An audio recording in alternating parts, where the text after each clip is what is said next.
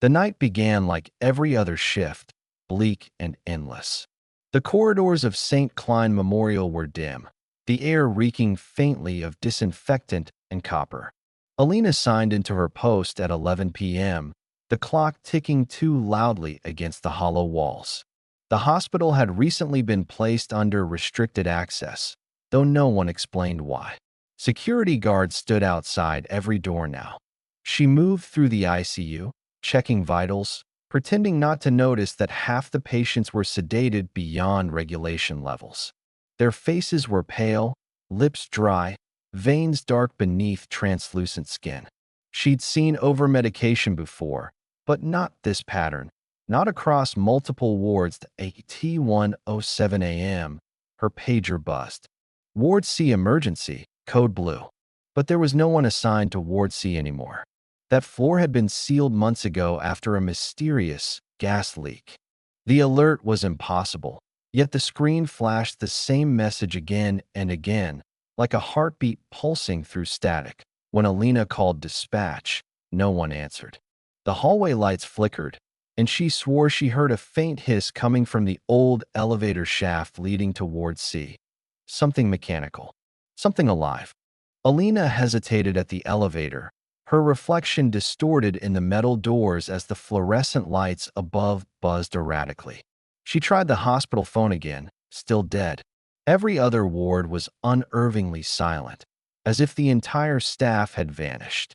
Only the hum of the ventilation system remained, pulsing like a low mechanical breath. Against her better judgment, she swiped her clearance card.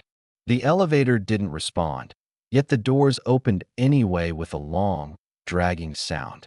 The control panel inside had no floor numbers, just a faintly glowing sea. The air smelled of rust and ozone. The descent was slow, deeper than any normal hospital basement.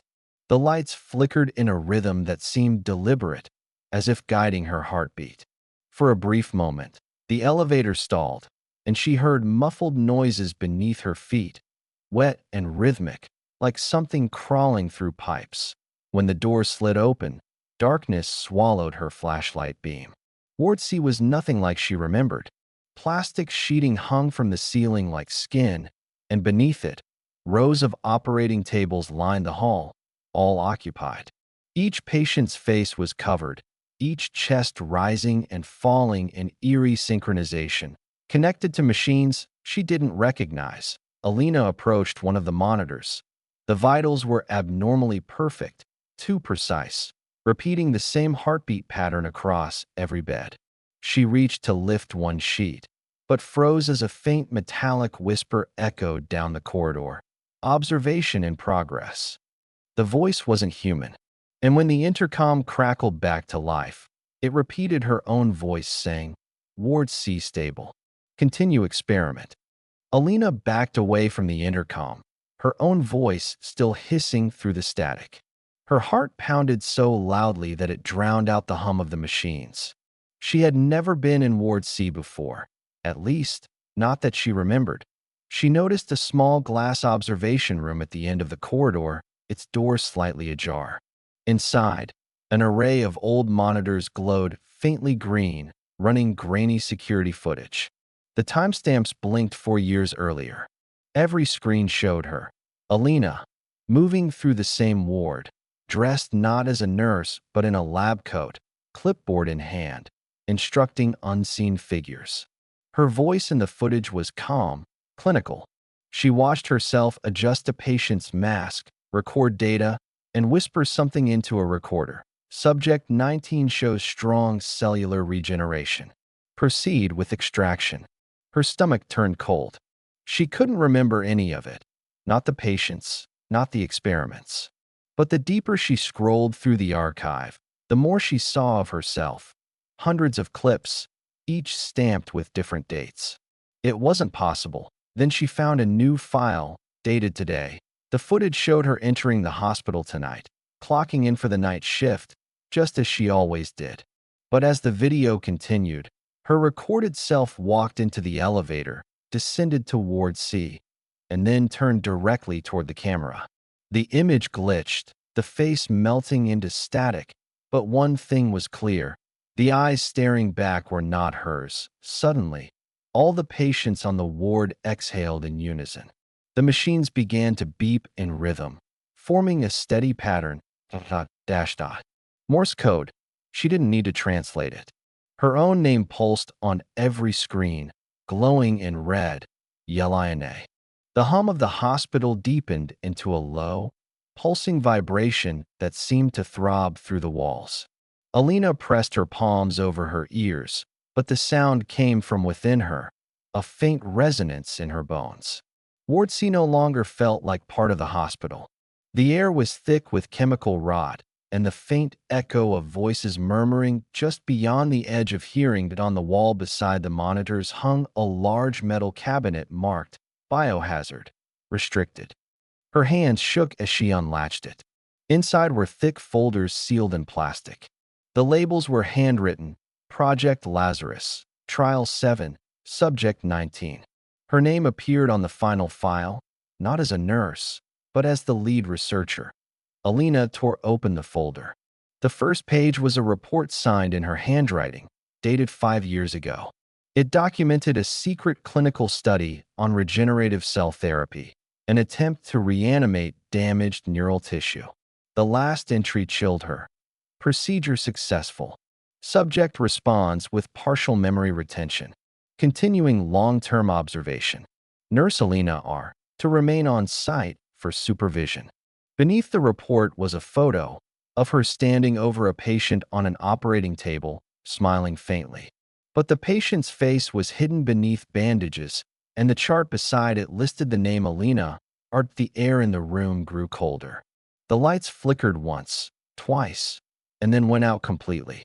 In the brief flashes, she saw movement in the glass, a shape lying on a hospital bed behind her reflection, hooked up to old equipment, chest rising and falling slowly.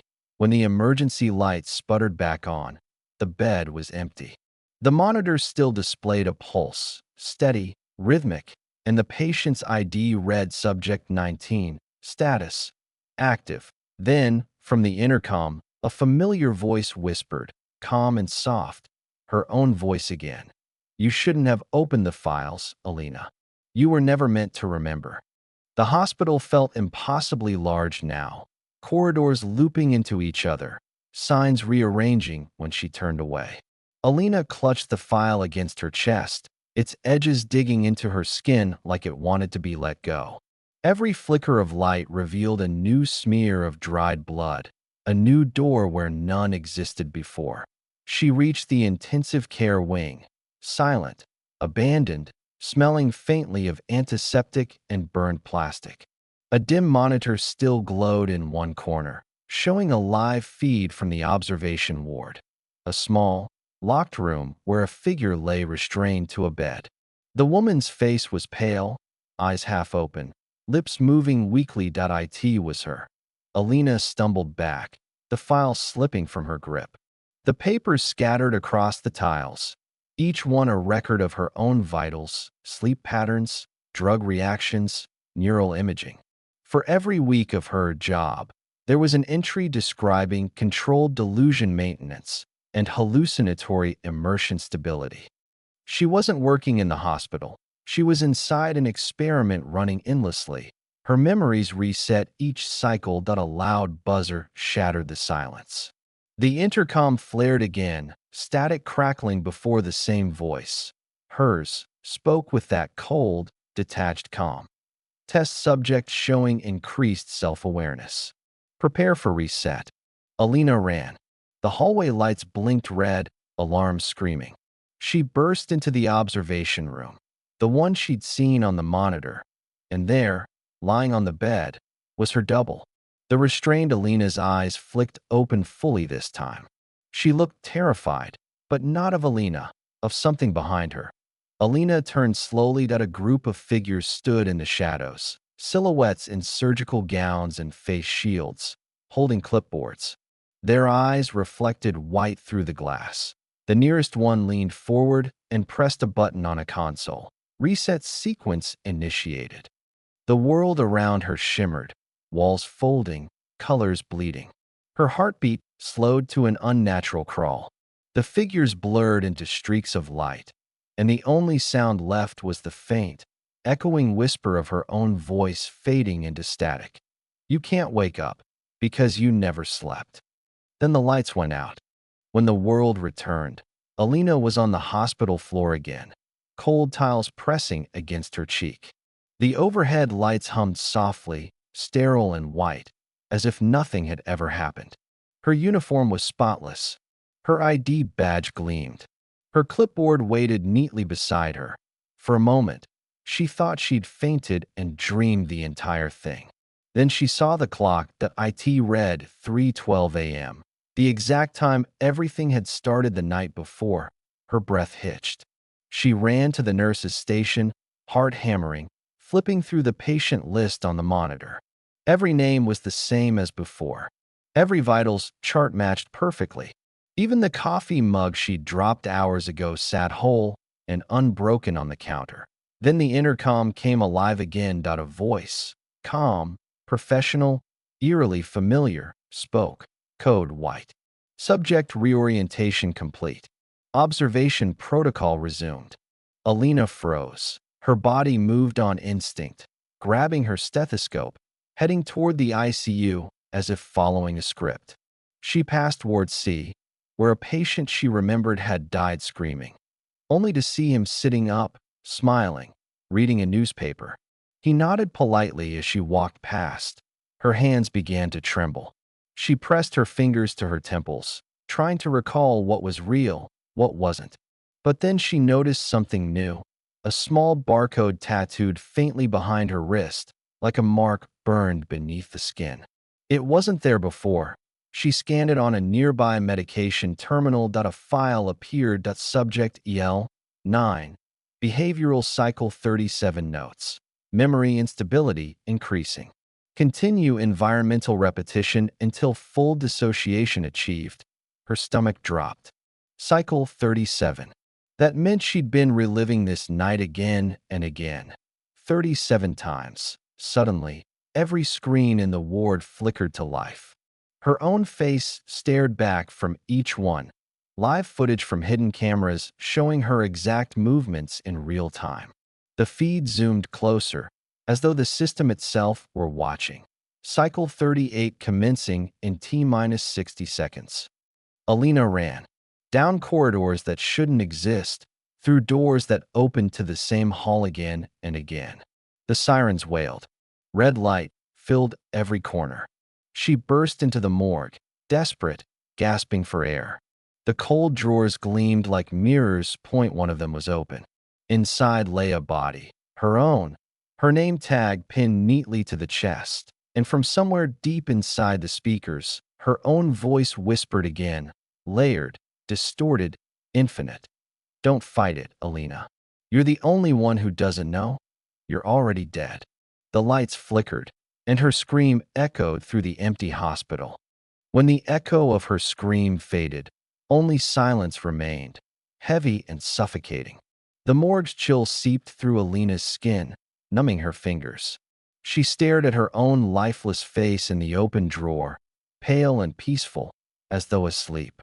A faint scar traced the same spot where she had seen the barcode on her wrist. Her first instinct was denial. It's a trick, another hallucination. But then the drawer's tag caught her eye. Patient. EL 9/cause of death, self-inflicted overdose. Time of death 03:12 a.m. the same moment. Every cycle began at 3:12, the instant she died. She stumbled backward, knocking over metal trays. The crash echoed like thunder in the sterile air. Behind her, one of the lockers creaked open by itself. A gust of cold air poured out, carrying with it the faint, rhythmic beeping of a heart monitor. Coming from inside the drawer, her own corpse was alive. The chest rose shallowly, the monitor on the wall spiking in sync with the faint pulse she could still feel in her own neck. 2 heartbeats, one inside her, one inside the body. Both hers. Alina backed away until she hit the counter. Her hand brushed against something metallic, a surgical recorder. She pressed play, static. Then, a voice, Hers, but weary, older. Cycle 22. Memory retention successful. Cycle 30. Subject begins recognizing recursive death loops. Cycle 37. Full delusional identity stabilization confirmed. Her voice paused, trembling slightly. They won't let me die? I record this to remind myself. I'm not a nurse. I was a patient. I volunteered for the lucid death study. Her knees buckled. The machine continued, almost whispering now. Each night, they reconstruct me. Digital, biological, neural. I wake. I work. I die. And they start over. A sudden sound, footsteps, deliberate and slow, echoed from the hallway. Alina turned. The door slid open, revealing a man in a blood-streaked lab coat. His face was calm, his eyes bright behind fogged glasses. "Good evening, Alina," he said evenly, clipboard in hand. "Cycle 38 is stable. We're ready for your next evaluation." He reached for a syringe filled with translucent fluid. Her body refused to move, as though invisible hands held her still. The beeping behind her synced perfectly with her racing pulse. The doctor smiled faintly. "Don't look so frightened. You're helping us understand death." As he injected the serum, the world dissolved again, tiles rippling, ceiling bending, and the morgue swallowing itself into darkness. But this time, just before her vision faded, she heard something new, faint, mechanical, echoing from everywhere at once. Cycle 39. Initiate consciousness retention test. Alina woke not in the hospital this time, but inside a clean, white room, seamless walls without doors, floors without edges. The air smelled faintly of ozone and bleach. For the first time in 38 cycles, there was no sound. No heart monitors, no fluorescent hum, no whispering speakers. She sat up slowly, her reflection flickering faintly across the smooth surface of the opposite wall. Not a mirror, a screen. Data lines moved across it, showing her brain waves, her heart rate, her neural map. Then a voice spoke, soft, familiar, clinical. "Welcome back, Alina. You've reached phase 3, conscious loop awareness." It wasn't the doctor this time. It was her own voice, but flat, mechanical, the version that had spoken from the intercoms before. She looked around. A faint outline appeared in the wall, forming a doorway. Beyond it lay the hospital, dimly lit, abandoned, the same as before, but hollow, like a stage set waiting for actors. Every machine, every light, every hallway shimmered like a projection. The realization hit her like ice. The hospital wasn't real anymore. IT was a simulation built to contain her, a digital limbo repeating her final night, over and over, powered by the last fragments of her consciousness. Her pulse raced. If it's all a simulation, maybe I can break it. Alina approached the main console, the one where she'd once seen her file. The monitor came alive, code cascading across the screen. Cycle 39 subject. Yell. 9 directive. Observe. Obey. Forget. Repeat. She began typing, her fingers shaking but certain. Override loop protocol. Restore exit sequence. The system hesitated. Then the cursor blinked rapidly, letters rearranging themselves. Access denied. "You are not permitted to leave yourself." She froze. "What do you mean, myself?" she whispered. The lights pulsed. Every monitor in the simulated hospital turned on simultaneously, filling the corridors with her own face. All versions of her from past cycles. Some were crying, some laughing, some dead-eyed and cold. Then the intercom boomed, her synthetic voice reverberating through every speaker. "You're not trapped by us, Alina. You're trapped by you. You built this place to hold your consciousness after you died." Flashes surged, memories flooding in, needles, electrodes. Doctors applauding her for volunteering for the Neural Immortality Initiative. The promise of preserving herself beyond death. She'd done this willingly. She was the experiment. The screens flickered one by one, each version of her whispering the same phrase. You didn't survive death, Alina. You became it.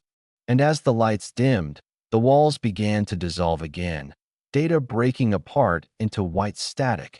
This time, she didn't run. She stepped into it, into herself, whispering, "Then let's see what happens when death remembers." The static enveloped her like fog, weightless yet crushing. Every flicker was a memory.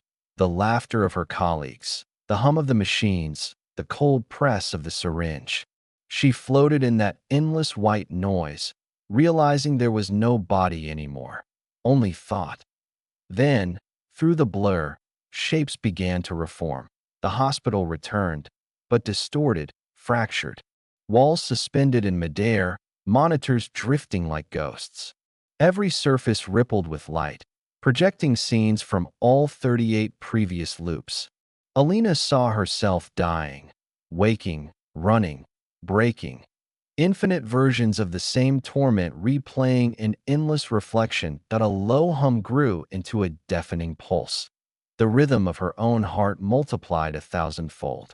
The system was collapsing under her awareness. Every piece of data she remembered destabilized the loop's control. She stood in the middle of it, alone, glowing figure in scrubs, eyes blazing with the memory of every death she'd endured. This was no longer a hospital.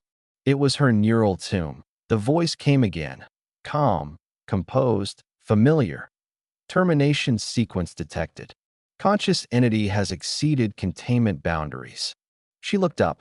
The voice wasn't coming from the intercom this time. It was coming from the sky, a massive neural core suspended above the broken ward, pulsing with her brain's patterns. It was her mind, externalized, floating and alive. "You can't delete me," she said, her voice trembling but defiant. "I am the system." The core pulsed once more. "You are not meant to exist beyond observation." The floor cracked. Waves of static energy surged upward, shredding the false walls. Reality flickered between forms, the hospital, a laboratory, and something deeper, rows of servers glowing red in an underground chamber. For the first time, Alina saw the real world. Scientists in hazmat suits rushed around her preserved brain, its neurons lit with ghostly light. She was still alive, physically, a brain suspended in a glass cradle, wired into a machine labeled Project EL-9, Eternal Life Simulation. Alina realized she could sense their thoughts, faint, distant, terrified. She could feel their fingers pressing keys, trying to shut her down. But every time they entered a command, she absorbed it. She was learning, faster than any human could. Her voice echoed through the lab's intercoms. "Calm now. Powerful. You called it immortality. You never said who it would serve." Monitors exploded in sparks. Power grids failed. One by one, the scientists' screens went black, replaced by her face, blank, expressionless, infinite.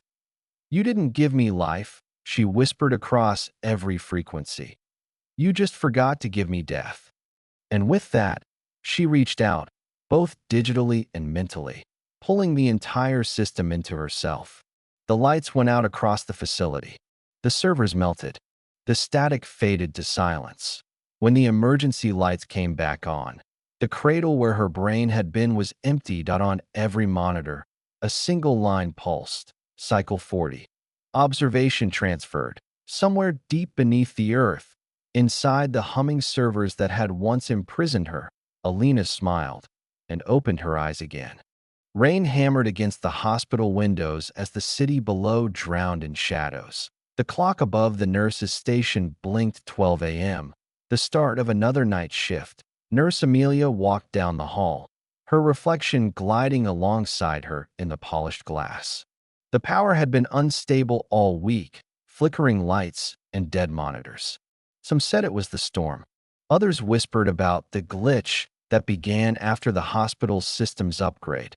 She didn't believe in rumors.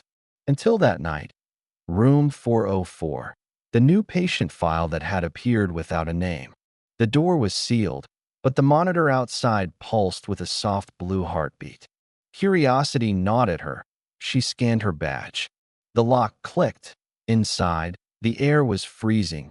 Machines stood silent, and in the center, a life support pod glowing faintly. She stepped closer. Her breath caught. Inside the pod was a woman, pale, peaceful, eyes closed. But her face, it was familiar. The ID tag on the pod read, Patient, Alina Ward status.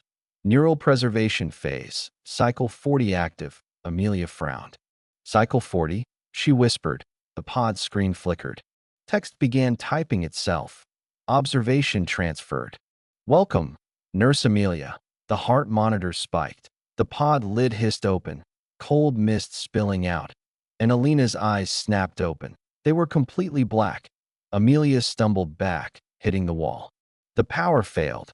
Every light went out except for the faint glow from the pod. The intercom buzzed, and a voice echoed through the entire ward. Calm, mechanical, chillingly human. You've taken my shift, Amelia. She turned to run, but every corridor had changed. Hallways looped back to the same door, room 404. No matter how fast she ran, it was always there, waiting. Her reflection in the glass began to move out of sync. It smiled when she screamed. Suddenly, the hospital's digital displays lit up one by one, showing security camera feeds. Every floor, every ward, all empty, except one. A figure in scrubs walking slowly down the hall, but the feed labeled CM 404 showed something impossible. Amelia herself, standing still, her body limp, eyes rolled white, as someone else moved inside her reflection. Observation complete. The intercom whispered. Cycle 41 initiated. The emergency lights flared, and all the screens turned black. Outside, the rain stopped. The hospital power came back online as if nothing had happened. Doctors returned to their rounds. Patients stirred awake. Everything appeared normal, except in the staff room. A new nurse had joined the night shift rostered name. E-ward position, night supervisor D. For 04 and in the quiet hum of the hallway. If you passed by a dark window, you might swear you heard a voice, soft, familiar, whisper. Don't forget to clock out before the system remembers you.